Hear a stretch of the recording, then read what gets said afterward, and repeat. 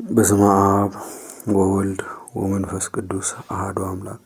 ተአምረ ኢየሱስ 120ኛ ተአምር። ስለ ጴጥሮስና ዮሐንስ ይቅርታው ቸርነቱ ለዘላለሙ በእውነት ለሁላችን ይደረግልንና ጌታችን አምላካችን መድኃኒታችን ኢየሱስ ክርስቶስ ያደረገው ተአምር ይህ ነው።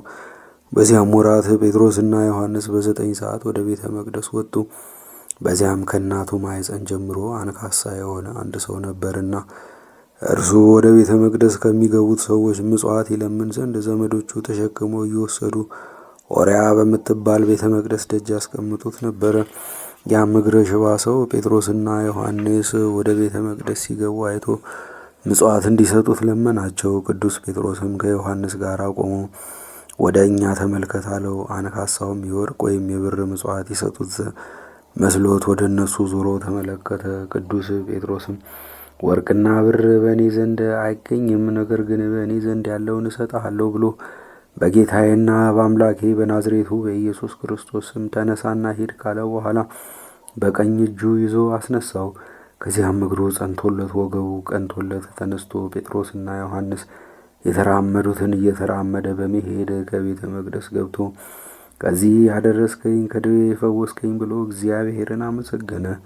ሕዝቡም ሁሉ እግዚአብሔርን እያመሰገነ ሲሄድ ባዩት ጊዜ ኦርያ በምትባል ምኩራብ ምጽዋት ሲለምን የነበረ ሰው እንደሆነ አውቀው በእሱ ስለተደረገው ተአምር ያንክሮ ድንጋጤ ደነገጡ።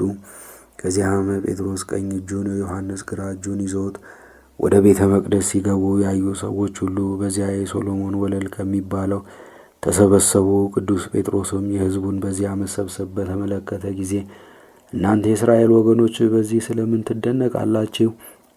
አበክራችሁ ስለምን ታዩናላችሁ?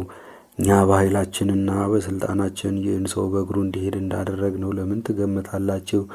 የአብርሃምና የይስሐቅ የያዕቆብም አምላክ የአባቶቻችን ፈጣሪ እግዚአብሔር እናንተ አናምንም ብላችሁ ክዳችሁ የሰቀላችሁትን የባሕሪ ልጁን ኢየሱስ ክርስቶስን በክብር ስለገለጸው ይህ ተአምራት ተደረገ እንጂ በእኛ ኃይል አይደለም አላቸው። ከዚያም ቅዱስ ጴጥሮስ ስለ ጌታ ኢየሱስ ክርስቶስ የተቀበለውን መከራና ሞት ትንሣኤውንም ገልጾ ስላስተማራቸው ከአይሁድ መካከል 5,000 ሰዎች አምነው ከክርስቶስ ወገኖች ጋር ተቀላቀሉ።